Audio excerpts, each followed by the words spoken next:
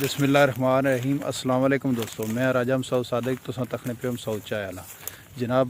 اس وقت اصا موجود ہاں باڑی اپنی زبان چسکی آنے زمین موجود ہاں، پچھے تک ہی سکنے جنے ٹرالی لوڈ کرنے پہ الحمدللہ کنک بڑی سونی کپن گئی، کپی مشینہ ہے وہ بھی ویڈیو چاڑی سی تو ہوں یہ لوڈ کرنے نہ جنے نے ویڈیو بنا سا۔ اگر ویڈیو پسند ہے لائک شیئر ضرور کرے اور کمنٹ کرے۔ ادھر پلوٹ لگا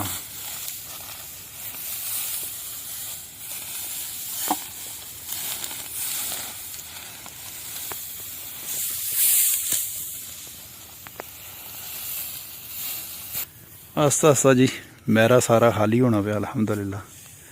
کچھ لوگوں نے پہیاں والے ہیں کچھ کپڑے میں تھوڑے جے جڑے بہت لیٹ رہے الحمدللہ، ایک دو دینے تک سارا میرا خالی ہو جاسی۔ کوئی جناب بہت زیادہ ہے تو جنے چھک و چھک لگے ہوئے یہ اللہ نے حکم نال 3 ٹرالی آخری اے تک ہونا رہنا پیا، ٹھیک ہے۔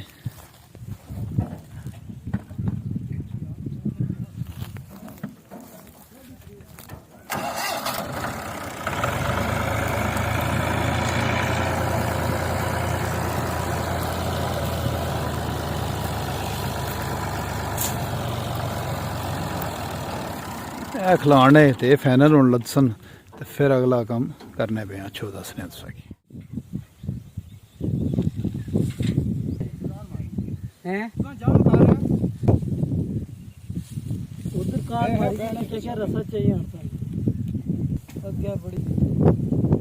جی شکر الحمدللہ، گندم جو ہے نا ساری گھر کے قریب آ گئی ہے، تو اب باری ہے مشین ڈھونڈنے کی۔